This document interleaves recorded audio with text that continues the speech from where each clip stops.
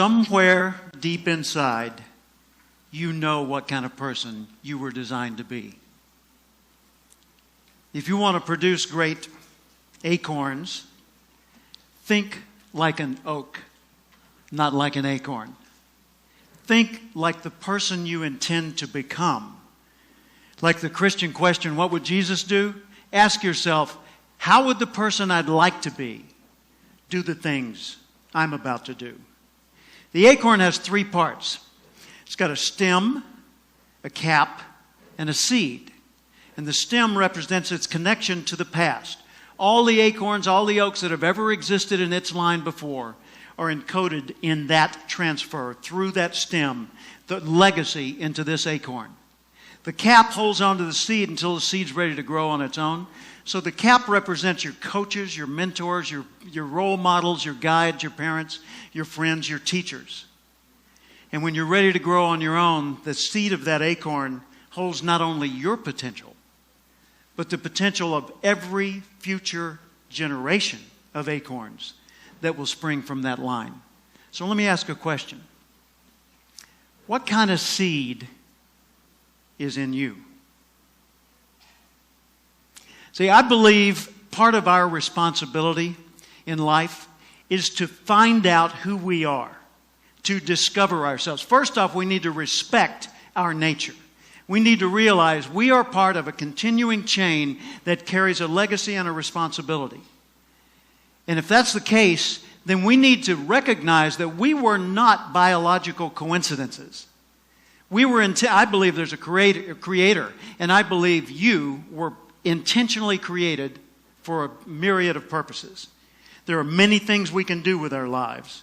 And I think it's our job to find out what those things are and to do them as well as we possibly can so that we're passing along the right imprint for the next generation. And that's just simply my life philosophy. That's the way I look at it. So first, we need to respect our nature. Second, we need to know our nature. Take Aristotle's advice, know thyself. But know things about yourself that most people don't discover. For example, know how you're smart, not just how smart you are in comparison to others. In what ways are you smart? Know what you care about. What are the values that motivate your choices? Know what your personal velocity is, the intensity and drive with which you naturally operate. Know the background imprint, positive, neutral, or negative, that you carry with you and what effect it's had on you.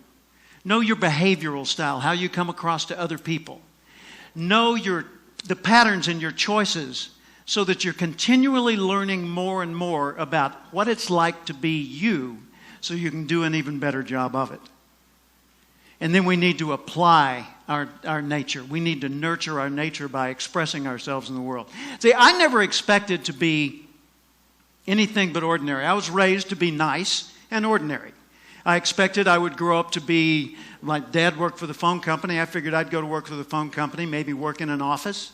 I figured I'd work till 65. I'd have 1.34 kids. I'd retire at 65, and then I'd die at the statistical average age for my gene pool. That's what I expected. Until one day in 1972, on the radio in the next room to mine, I heard a voice that changed everything. I was working for the Little Rock Housing Authority, Little Rock, Arkansas, Urban Renewal Agency. I was a government clerk making $525 a month. I weighed 200 pounds. This is 148. I smoked 2 packs of cigarettes a day. I had never set a goal in my life. I didn't have a college degree and no money in the bank. I was newly married with a new baby at home, and I didn't expect much from life.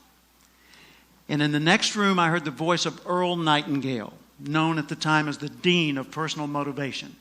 He was on 900 radio stations around the world, and what he said that day will forever resonate with me.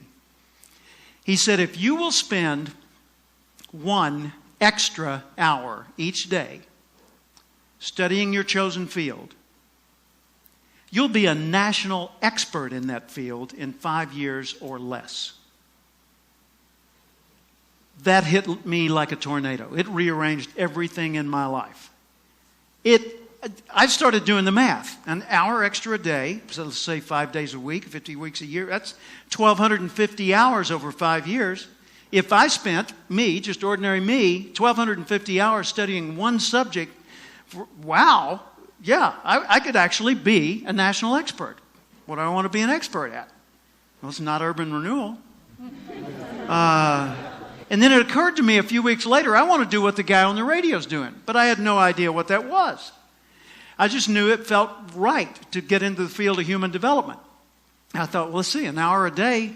I'm a government clerk. I've got 8 hours a day. I could do this by Thursday. And then I started thinking about what he had said, and I took him seriously, an hour a day. I focused, well, I thought I was kind of behind the game, so I needed 2 hours and 3 and 4 and 5. So I overcompensated, and I became fanatical about the field of human development. And in that 5-year period, I went from being a government clerk with very little aspiration to being a full-time speaker and trainer.